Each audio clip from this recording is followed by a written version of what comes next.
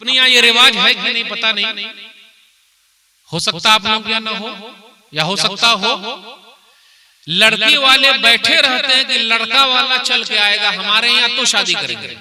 जी नहीं, कभी कभी लड़की वाले को भी चाहिए कि चल के लड़का वाले के पास जाए कि आपका लड़का मेरी लड़की, हम दोनों समझी जी। अभी आप लोग क्या रिवाज है कि नहीं वल्लाह, लेकिन कुरान में रिवाज है। वो जो मूसा अलैहिस्सलाम थे, उनसे वो होने वाले जो ससुर जी हैं शुएब अलैहिस्सलाम या शुएब नामी नेक आदमी, उन्होंने क्या कहा, मैं चाहता हूं कि अपने दोनों बेटियों में से एक बेटी का निकाह आपसे कर दूं। अब देखिए, अपनी मेरे पास बेटी है, मैं निकाह करना चाहता हूं आपके बेटे से या आपसे। ऐसा कोई बोलेगा खुल के, अभी गड़बड़ हो जाएगा, शाने घट जाएगी। अब पगला आदमी कहेगा। अब देखिए कुरान ने कितना खोल के कहा है। हम और आप कुरान और हदीस पर चलेंगे तो शांति ही शांति है। इधर उधर जहां चलिएगा घबराहट ही घबराहट है। मेरा भाई, मैं चाहता हूं कि अपने दोनों बेटियों में से एक बेटी का निकाह आपसे कर दूं। तो क्या मूसा अलैहिस्सलाम के ससुर जी ने पूछा, 1 लाख कमाते हैं क्या? नंबर 1। नंबर 2, आपका खानदान क्या है? नंबर 3, खुद का घर है क्या? ये 3 सवाल बहुत हो रहा है। आजकल शादी लेट हो रही है, खुद का घर है क्या? रे भाई, 20 साल का है, 25 साल का है, खुद का घर कैसे हो जाएगा? अब्बा जब 50 साल के हुए तब घर बनाए हैं, तो खुद का घर कैसे हो जाएगा? खुद का घर कहां से आ जाएगा? बेटी दीजिए, 2 रोटी है, 1 रोटी ये खाए, 1 रोटी वो खिला, और शादी की बरकत से अल्लाह घर भी दिला देगा। अब मूसा अलैहिस्सलाम अपने ससुराल में है, कितने साल रहे? वैसे अपनी बेटियां नहीं देंगे, आपको यहाँ रहना पड़ेगा। तो कभी कभी मेरे भाइयों, ससुराल में भी जाके रहना चाहिए, और खास तौर पर वो ससुराल में अगर साला नहीं है तो। जिस तरह हम चाहते हैं कि हमारी बीवी हमारे माँ बाप की खिदमत करे, हमारी बीवी भी चाहती है कि उनके माँ बाप की खिदमत हम करें। और इसमें बड़ा फायदा है, अगर साला नहीं है तो इधर का भी माल अपना, उधर का भी माल अपना। गलत बोला सही बोला? नहीं, आप ही बताइए, गलत बोला या सही बोला? तो खिदमत करके लीजिए ना। तो मूसा अलैहिस्सलाम अगर 8 साल 10 साल अपने ससुराल में रह सकते हैं, तो हम और आप भी रह सकते हैं, कोई हरज की बात। लेकिन लोग क्या बोलेंगे, जोरू का गुलाम हो गया, बीवी का नौकर होगा, देखिए यहीं पड़ा हुआ, जैबे नहीं करता है। हाँ?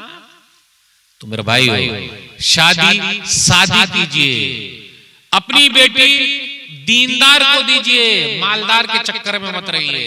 अल्लाह वाले को दीजिए, हल्ला वाले के चक्कर में मत रहिए, और जात बिरादरी के चक्कर में मत रहिएगा। जात बिरादरी ला इलाहा इल्लल्लाह मुहम्मदुर रसूलुल्लाह।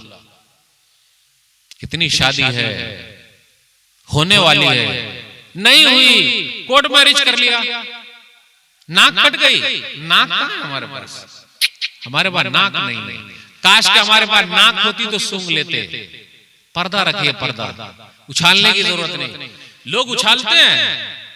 ओ भाई साहब, ओ भाई साहब, आपका बेटवा इधर उधर जरा आंख मार रहा है, रे हमको क्या समझ लिया?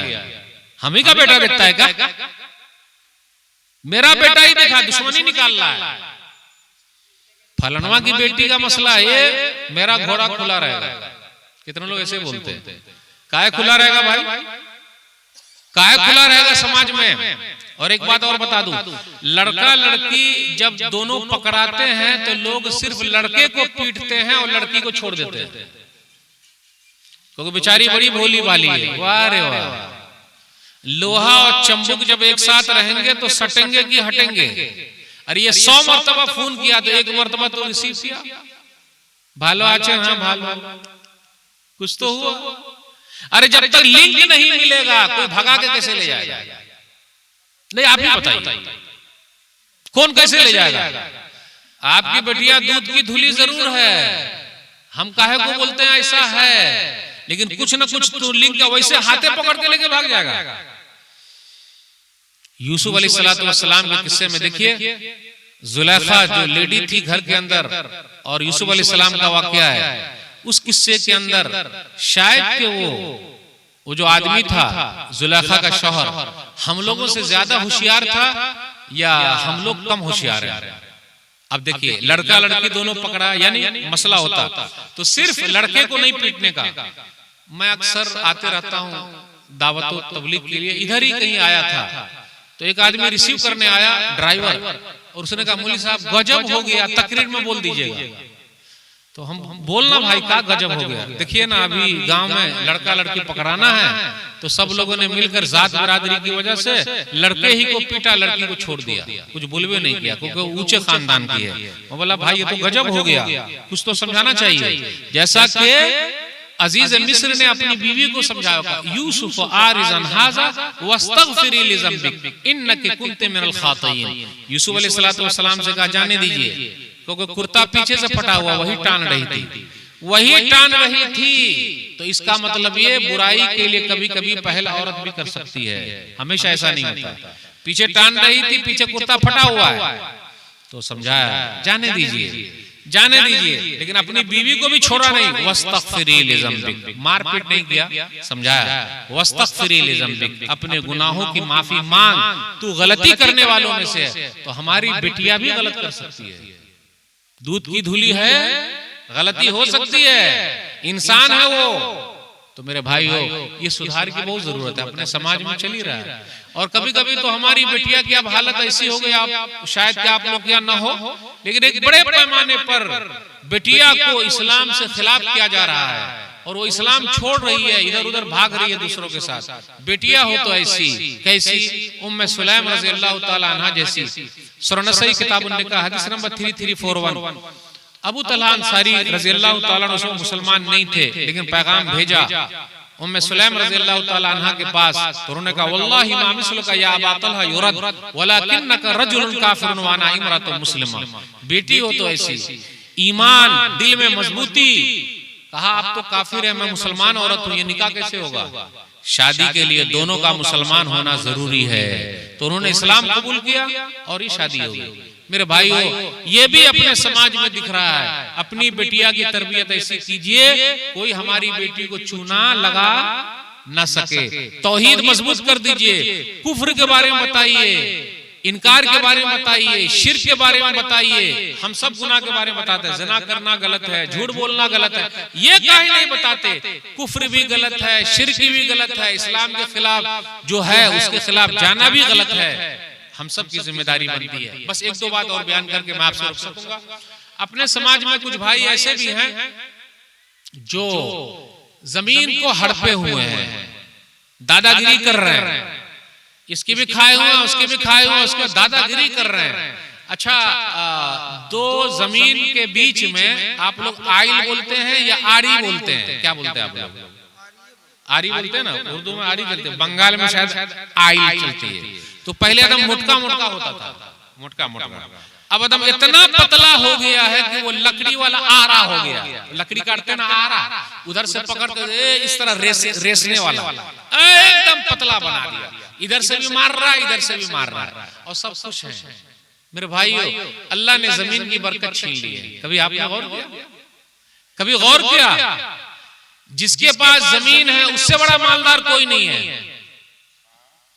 अरे किसान लोग जिस तरफ हो जाएं, किसानों का आंदोलन आप लोग देखा नहीं है? आप लोगों ने वो क्या नहीं कर सकते हैं?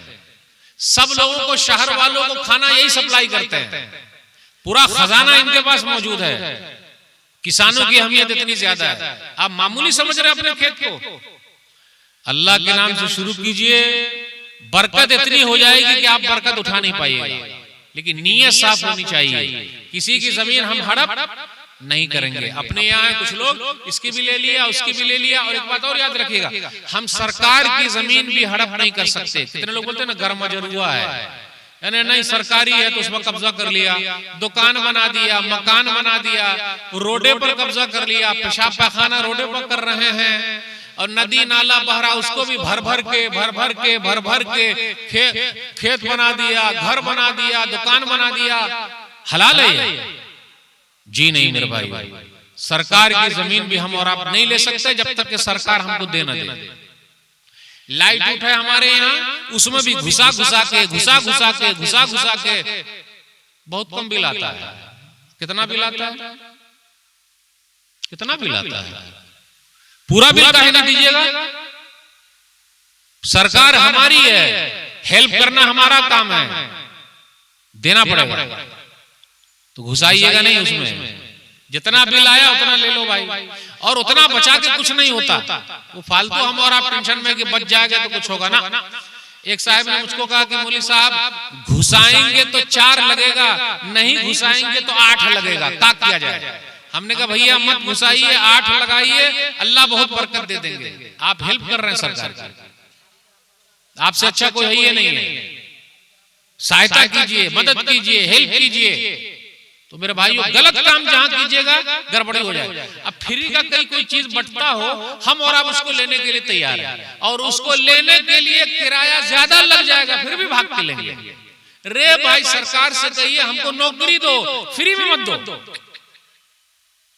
भाई हमारे पास टैलेंट है, हम मेहनत करेंगे, हमको काम दो, है कि नहीं? तो कितने लोग हड़पे हुए हैं मेरे भाइयों। जी नहीं, हदीस के अंदर आया, सही मुस्लिम किताबुल मसाक़ात हदीस नंबर 1610, अरवा एक लेडी है, वो भी दबंग लेडी है।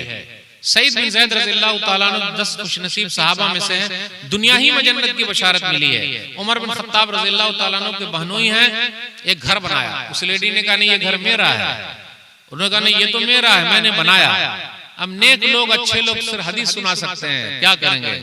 अल्लाह की अदालत है आखिरी, और अल्लाह की अदालत में अगर केस चला गया तो कोई बचेगा नहीं।